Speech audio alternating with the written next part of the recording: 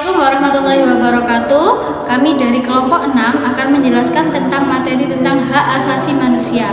Berikut nama kelompok kami dengan saya Rizky Oktavia Hapsari dengan NIM 2184202030. Rekan saya Januba Isfahana Hafsah dengan NIM 2184202012 dan Sabrina Hana Syarifah dengan NIM 2184202038. Pengertian hak asasi manusia. Hak asasi manusia adalah hak yang melekat pada diri manusia yang bersifat kodratif dan fundamental sebagai suatu anugerah Tuhan yang harus dihormati, dijaga, dan dilindungi oleh setiap individu, masyarakat, atau negara. Sedangkan dalam Undang-Undang tentang Hak Asasi Manusia dijelaskan bahwa pengertian hak asasi manusia adalah seperangkat hak yang melekat pada hakikat dan keberadaan manusia sebagai makhluk Tuhan yang Maha Kuasa dan merupakan anugerahnya yang wajib dihormati, dijunjung tinggi, dan dilindungi oleh negara, hukum, pemerintah, dan setiap orang demi kehormatan serta perlindungan harkat dan martabat manusia. Hal ini sesuai dengan pasal 1 angka 1 Undang-Undang Nomor 39 Tahun 1999 tentang HAM. HAM meliputi hak asasi pribadi, hak asasi ekonomi, hak asasi politik, hak asasi sosial dan kebudayaan, hak asasi untuk mendapatkan perlakuan yang sama dalam hukum dan pemerintahan, serta hak asasi manusia untuk mendapatkan perlakuan tata cara peradilan dan perlindungan. Hakikat HAM merupakan upaya menjaga keselamatan eksistensi manusia secara utuh melalui aksi keseimbangan, yaitu keseimbangan antara kepentingan perseorangan dengan kepentingan umum. Begitu juga upaya menghormati, melindungi, dan menjunjung tinggi HAM menjadi kewajiban dan tanggung jawab bersama antara individu, pemerintah, aparatur pemerintah baik sipil maupun militer dan negara. Adapun beberapa ciri pokok hakikat HAM adalah sebagai berikut. Yang pertama, hak tidak perlu diberikan, dibeli, ataupun diwarisi. HAM berlaku untuk semua orang tanpa memandang kelamin, ras, agama, etnis, pandangan politik, atau asal-usul sosial dan bangsa. Yang ketiga, HAM tidak bisa dilanggar. Kerangka HAM. Sepanjang sejarah, masyarakat telah mengembangkan sistem keadilan seperti Magna Carta atau Deklarasi Hak Asasi Manusia Prancis. Namun, tidak satupun dari prekursor instrumen hak asasi manusia ini yang mencerminkan konsep fundamental bahwa setiap orang berhak atas hak tertentu hanya demi kemanusiaan mereka. Pada abad ke-19, Konvensi Jenewa meletakkan dasar bagi hukum humaniter internasional dan Organisasi Perburuhan Internasional membuat konvensi untuk melindungi pekerja. Setelah masa penjajahan dan Perang Dunia II, muncul suara-suara di seluruh dunia tentang standar hak asasi manusia untuk memperkuat perdamaian internasional dan melindungi warga sipil dari pelecehan oleh pemerintah. Suara-suara ini memainkan peran penting dalam pendirian Perserikatan Bangsa-Bangsa pada tahun 1945. Hak untuk semua anggota keluarga manusia pertama kali ditetapkan dalam Deklarasi Universal Hak Asasi Manusia atau UDHR, salah satu inisiatif pertama dari Perserikatan Bangsa-Bangsa yang baru dibentuk. Ke-30 pasal ini bersama-sama membentuk pernyataan yang komprehensif dan dengan hak ekonomi, sosial, budaya, politik, dan sipil. Deklarasi ini bersifat universal atau berlaku untuk orang-orang di seluruh dunia dan tidak terpisahkan. Artinya semua hak sama pentingnya untuk realisasi penuh kemanusiaan seseorang. UDHR adalah sebuah pernyataan. Memang benar sekarang ini berstatus hukum kebiasaan internasional. Tetapi karena itu adalah pernyataan, itu hanya menyiratkan seperangkat prinsip yang menjadi komitmen negara-negara anggota Perserikatan Bangsa-Bangsa dalam upaya untuk menyediakan kehidupan yang bermartabat bagi semua orang. Agar hak-hak yang ditentukan dalam deklarasi dapat ditegakkan sepenuhnya secara hukum, mereka harus ditulis dalam dokumen yang disebut perjanjian. Untuk alasan politis dan prosedural, hak dibagi menjadi 2 perjanjian terpisah, masing-masing menangani kategori hak yang berbeda. berbeda.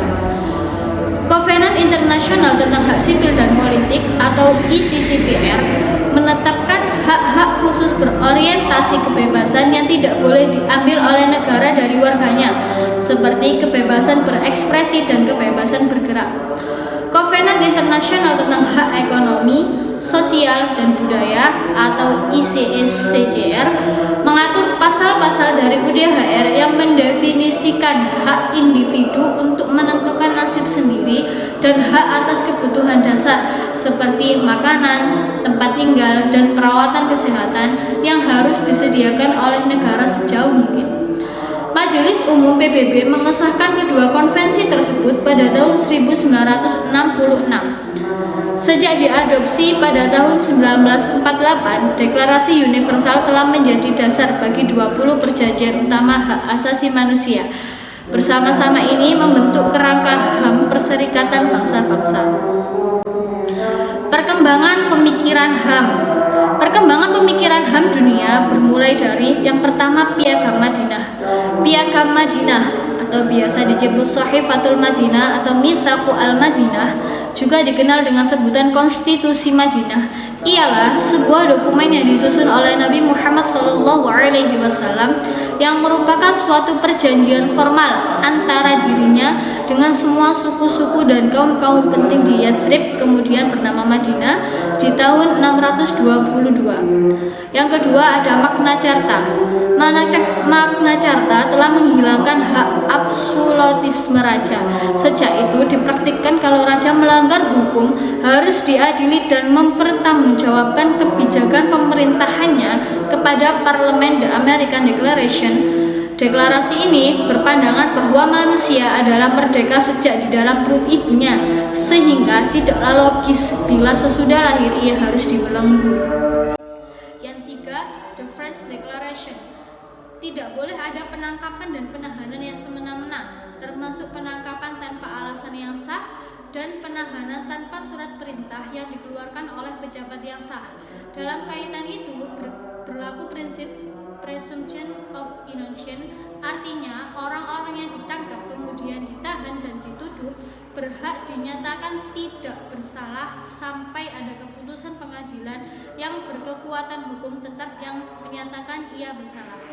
Yang keempat, The Four Freedom. Pengertian HAM generasi keempat dipelopori oleh negara-negara di kawasan Asia pada tahun 1983 melahirkan Deklarasi Hak Asasi Manusia yang disebut Declaration of the Basic Duties of Asia People and Government. Deklarasi ini lebih maju dari rumusan ketiga karena tidak saja mencakup tuntutan struktural tetapi juga berpihak kepada terciptanya tatanan sosial yang berkeadilan. Beberapa masalah dalam deklarasi yang terkait dengan HAM dalam kaitan pembangunan sebagai berikut. Yang pertama, pembangunan berdikari, yang kedua perdamaian, yang ketiga partisipasi rakyat, yang ketiga hak-hak berbudaya, hak asasi manusia, dan yang terakhir hak keadilan sosial. Perkembangan HAM di Indonesia. Adapun perkembangan pemikiran HAM diantaranya: 1. Periode sebelum kemerdekaan 1908 sampai 1945. 2. Periode setelah kemerdekaan 1908 sampai 1945. Bentuk-bentuk hak asasi manusia. Bentuk-bentuk hak asasi manusia yaitu 1. Hak sipil dan hak politik. A. Hak untuk hidup, kebebasan dan keamanan pribadi. B. Hak bergerak. C. Hak atas suatu kebangsaan. D. Hak untuk berhimpun dan berserikat. E. Hak untuk mempunyai hak milik. 2. Hak ekonomi dan hak sosial budaya. A. Hak untuk bekerja. B. Hak atas jaminan sosial. C. Hak atas pendidikan. D. Hak atas istirahat dan waktu senggang. E. Hak atas upaya yang sama untuk pekerjaan yang sama.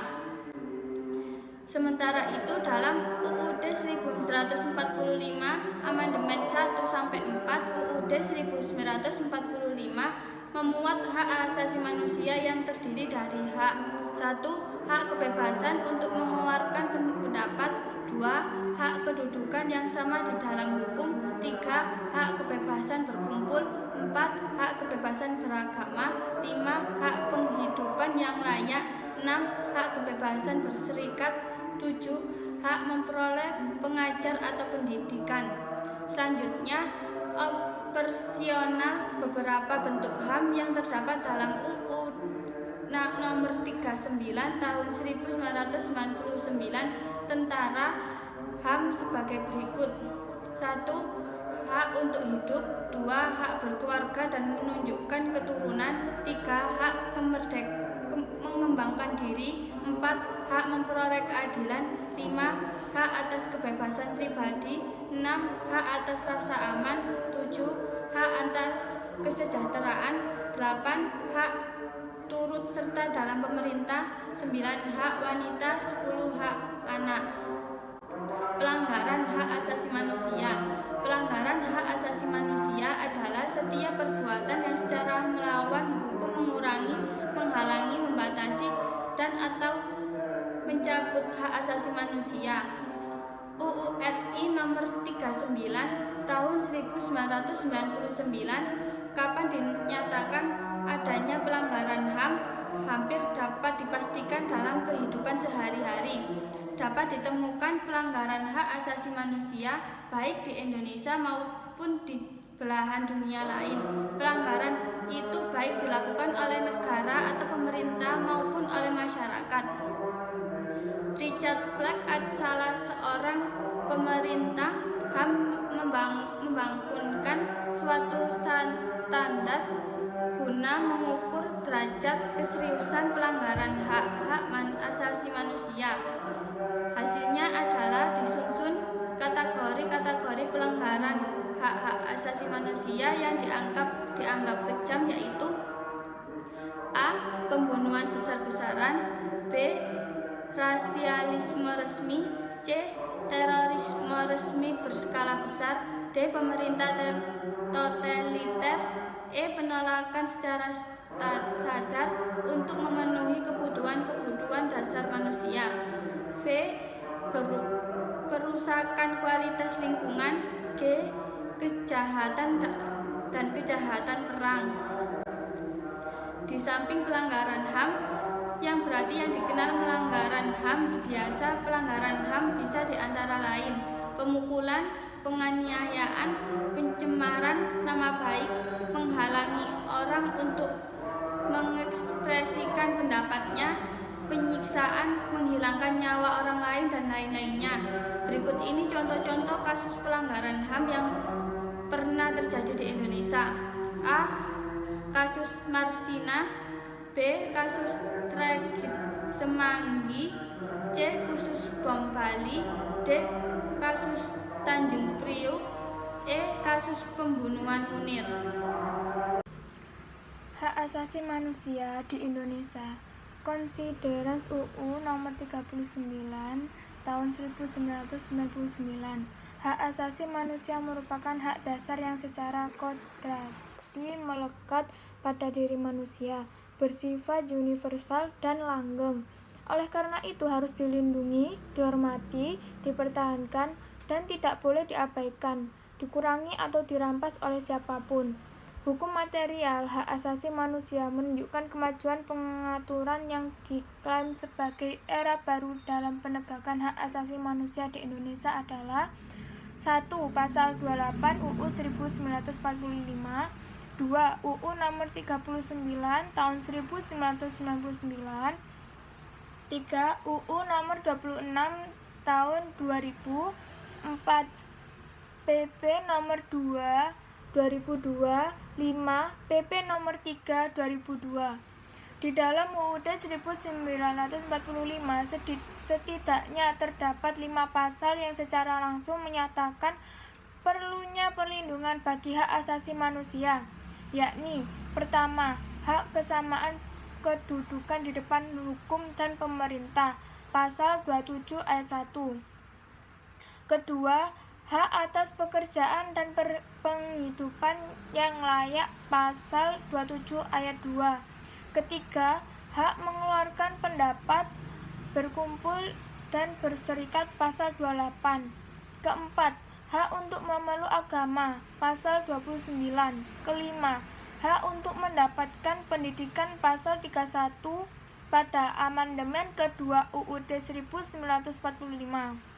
Ketentuan mengenai hak asasi manusia mengalami perubahan yang cukup signifikan yang pada garis besarnya merinci hak asasi manusia secara lebih detail dan menekankan bahwa di samping adanya hak asasi manusia, ada sisi lain yang juga harus diperhatikan dan dijunjung tinggi adalah adanya kewajiban asasi.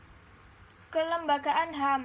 Dalam upaya perlindungan dan menegakkan HAM telah dibentuk lembaga-lembaga resmi oleh pemerintah seperti Komnas HAM, Komisi Nasional Anti Kekerasan Terhadap Perempuan, Peradilan HAM, dan lembaga-lembaga yang dibentuk oleh masyarakat terutama dalam bentuk LSM Pro Demokrasi dan HAM. A. Komnas HAM. Komisi Nasional atau Komnas HAM pada awalnya dibentuk dengan Kepres nomor 50 tahun 1993. Komnas HAM bertujuan 1. Membantu pengembangan kondisi yang kondusif bagi pelaksanaan hak asasi manusia. 2. Meningkatkan pelindungan dan penegakan hak asasi manusia guna perkembangannya pribadi manusia Indonesia seutuhnya dan kemampuan berpartisipasi dalam berbagai bidang kehidupan. Komisi Nasional Perlindungan Anak dan Komisi Perlindungan Anak Indonesia. Komisi Nasional Perlindungan Anak atau KNPA ini lahir berawal dari Gerakan Nasional Perlindungan Anak yang sebenarnya telah dimulai sejak tahun 1997. Kemudian, pada era reformasi, tanggung jawab untuk memberikan perlindungan anak diserahkan kepada masyarakat. Tugas KNPA melakukan perlindungan anak dari perlakuan, misalnya diskriminasi, eksploitasi, baik ekonomi maupun seksual, penelantaraan, kekejaman, kekerasan, penganiayaan, ketidakadilan, dan perlakuan salah yang lain. C. Komisi Nasional Anti Kekerasan Terhadap Perempuan. Komisi Nasional Anti Kekerasan Terhadap Perempuan dibentuk berdasarkan Kepres nomor 181 tahun 1998. Dasar pertimbangan pembentukan Komisi Nasional ini adalah sebagai upaya mencegah terjadinya dan menghapus segala bentuk kekerasan terhadap perempuan. D. LSM Pro Demokrasi dan HAM. Di samping lembaga penegakan hak asasi manusia yang dibentuk oleh pemerintah, masyarakat juga mendirikan berbagai lembaga HAM. Lembaga HAM bentukan masyarakat terutama dalam bentuk LSM atau Lembaga Swadaya Masyarakat atau NGO Non-Governmental Organization yang programnya berfokus pada upaya pengembangan kehidupan yang demokratis, demokratisasi, dan pengembangan HAM. LSM yang menangani berbagai aspek HAM sesuai dengan minat dan kemampuannya sendiri pada umumnya terbentuk sebelum didirikannya Komnas HAM dalam pelaksanaan perlindungan dan penegakan HAM. LSM tampak merupakan mitra kerja Komnas HAM. Misalnya, LSM mendampingi para korban pelanggaran HAM ke Komnas HAM. Di berbagai daerah pun kini telah berkembang pesat LSM dengan minat pada aspek HAM dan demokrasi maupun aspek kehidupan yang lain. Misalnya di Yogyakarta terdapat kurang lebih 22 LSM.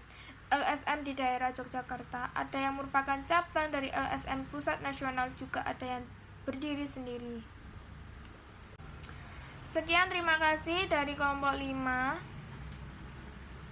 Wassalamualaikum warahmatullahi wabarakatuh.